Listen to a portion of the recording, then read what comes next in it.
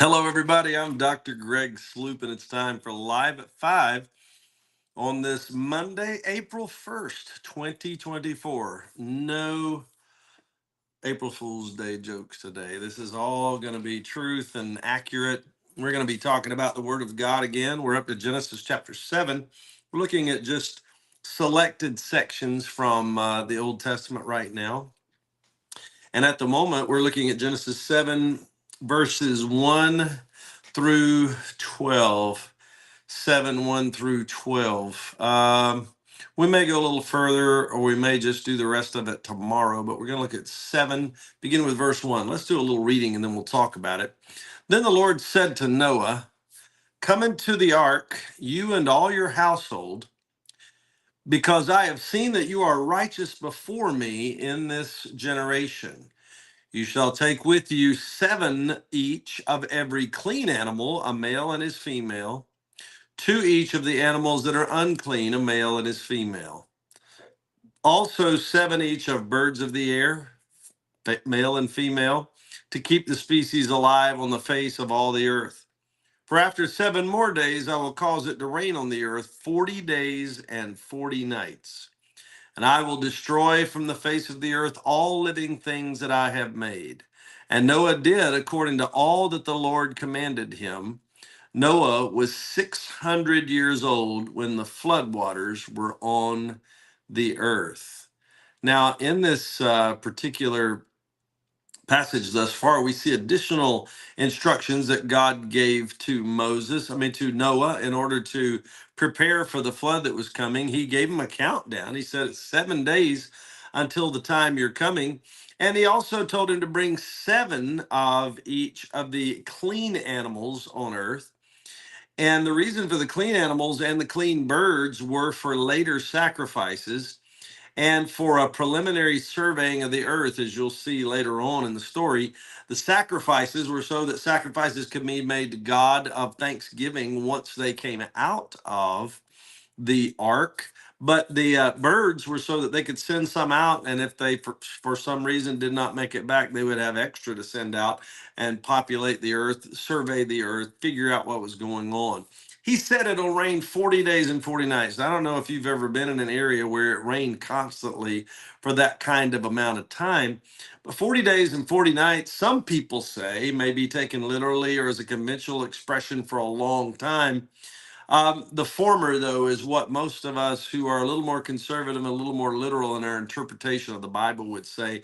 I think it was 40 days and 40 nights. And you see, this was commanded to God. The floodwaters were on the earth. When they came, it was not only from rain coming down from heaven, but it was also the fact that the fountains of the deep were broken up. I'm getting just a little bit ahead of myself. That's why I was hesitant there. But there were 2 sources of water. Sources came from springs and sources came from the clouds. And it just created an absolutely devastating flood on the face of the earth. Let me go to verse 7 and continue from there. Noah was 600 years old. He had spent a lot of time getting this ark ready. He was ready to go. Verse 7, so Noah with his sons, his wife, and his sons' wives went into the ark because of the waters of the flood. Of clean animals, of animals that are unclean, of birds, and of everything that creeps on the earth, 2 by 2, they went into the ark to Noah, male and female, as God had commanded Noah. And it came to pass after 7 days, just like God promised, that the waters of the flood were on the earth.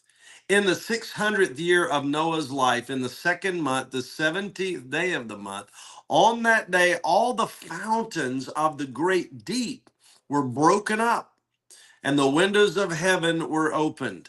And the rain was on the earth 40 days and 40 nights. Now, we may have talked about it, but it talked about earlier that before the flood, that the plants on earth were watered by the dew of the ground, the mist that fell each night and brought sustenance or fluid water to the plants.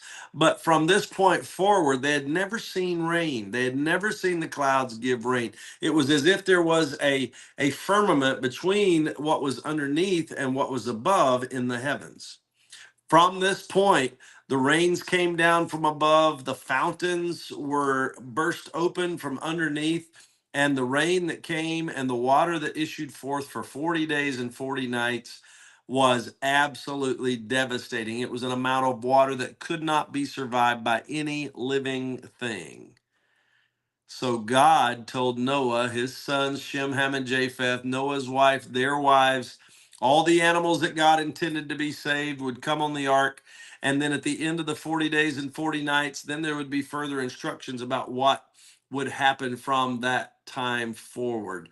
The rain, the word for the rain in verse 12, and the rain was on the earth 40 days and 40 nights, signifies in the original Hebrew heavy or abnormal rainfall. And in verse 17, which we'll talk about tomorrow, it is called the flood. And it accompanied the massive water surges that came from the earth. I'm telling you, this was something they had never seen before. It was an outpouring from above and a bursting forth from beneath that they had never experienced. And only those inside that gigantic, enormous monstrosity of a thing called the ark would be saved. Noah obeyed God.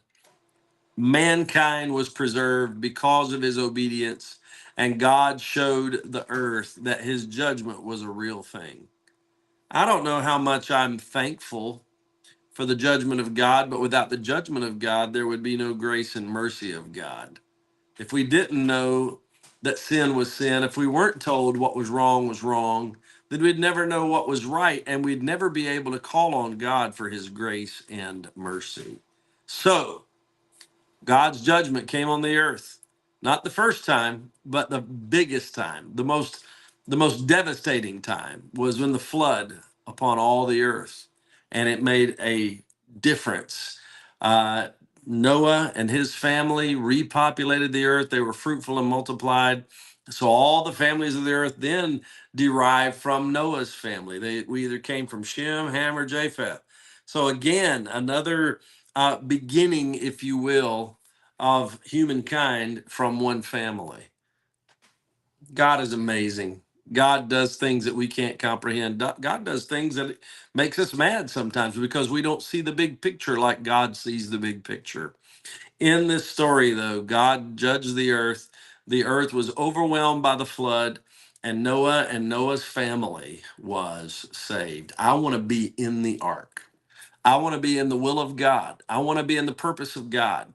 I want to obey God and do what he asks me to do so that when the flood comes, I and mine will be in the ark. I hope you want that for your family as well.